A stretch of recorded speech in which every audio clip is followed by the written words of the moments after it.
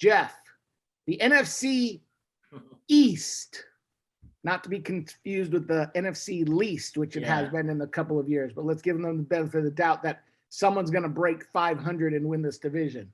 What do you got?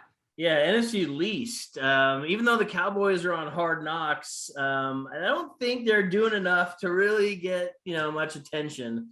But a lot of people, you keep hearing, oh, the Cowboys are gonna win the division and they're gonna be right in there. Like, I don't think so, not so fast. I'm gonna go with the Washington football team to win that division again with that stellar defense and adding Ryan Fitzmagic.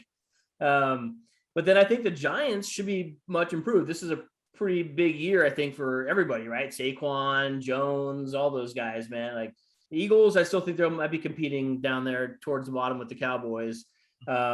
Record-wise, I still don't think they're going to have, a huge win total for Washington. Maybe somewhere more in that 10 or 11 wins, but enough to not just be considered a 500 winner or below 500 winner. So that's how I kind of see that playing out. Jerry, your NFC East teams? Yeah, NFC East should once again be the NFC least, because when I think of the teams in this division, my first reaction is just yuck. But anyway, when I think of Washington, though, I think of the movie The Firm and Tom Cruise's character telling the cop, hey, it's not sexy, but it's got teeth. Because I don't necessarily see fireworks with Ryan Fitzpatrick's, when he leads the offense, but I do like what he did in Miami last season, and I think he'll do the same in Washington as the game manager who just makes the necessary plays to help the team win. Not to mention being able to rely on their playmaking defense led by Chase Young. As far as the Cowboys are concerned, I mean, I'm just,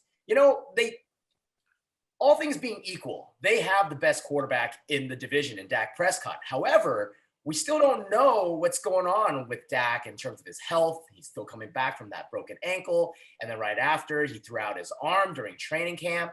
So I really don't know what to expect from him. And now they're all pro guard. Zach Martin tested positive for COVID, and their defense was just still brutal last year. So yeah, not sure what's going on in Dallas, but I don't have high hopes for them. I guess same can be said for Philly. I mean, do we know if Nick Sirianni was able to implement that special system of his that's complicated for the opponents, but simple for his own guys? Because I guess, what does he say? Less thinking equals talent takeover, or whatever gibberish he was spewing out at his presser. Mm-hmm. I mean, when I look at the Eagles, I think they're basically like Arizona Cardinals East, but worse.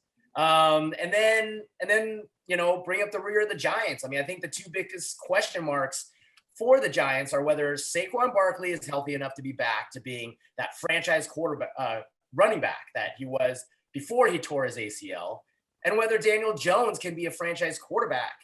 And I think while management has done its part to help Jones by adding Kenny Golladay, Kyle Rudolph, and drafting Kadarius Toney, all those guys are actually already dinged up, including Evan Ingram. So I think their general manager, David Gettleman, is on the hot seat. And unfortunately, I do not see the Giants making the playoffs yet again. Yeah, I'm going to agree with you there. So, Jeff, you're going to lone wolf it here with the Giants having a bounce back season. So mark the tape on that one. Yeah. But we are in agreement, all of us, that the Washington football team, being the class of that division, and class, I use the word lightly because I don't see them obliterating everyone, but I see them running out to an 11-6 record. That's going to be plenty of wins to win that division.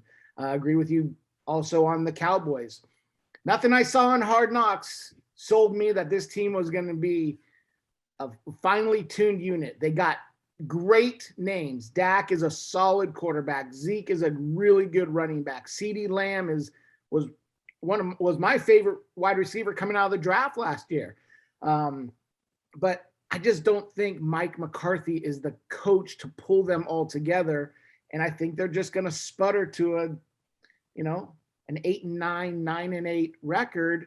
And McCarthy gets thrown on the hot seat because if you're the Dallas Cowboys and you're Jerry Jones, you're not sitting there at 500 being an acceptable record if everyone stays healthy. So you might have to move on.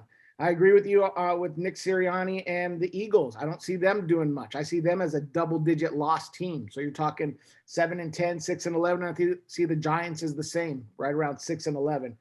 The thing about that I really like about the Washington football team, and again, we'll steal Tom Cruise again. It's not sexy, but it's got teeth, and that's their defensive line. You're talking about Chase Young, obviously, stud. But then you got Daron Payne, Jonathan Allen, and Montez Sweat. So you're talking about guys who by themselves can get to the quarterback and wreak havoc, leaving the secondary and linebackers to flow. Fitzmagic has shown all he needs to do is control the game. You got McLaurin on the outside. I think Logan Thomas is going to be a nice tight end for Fitzmagic. And I think Antonio Gibson's an underrated running back. So I see Washington doing enough to make the least somewhat respectable, at least at the top. So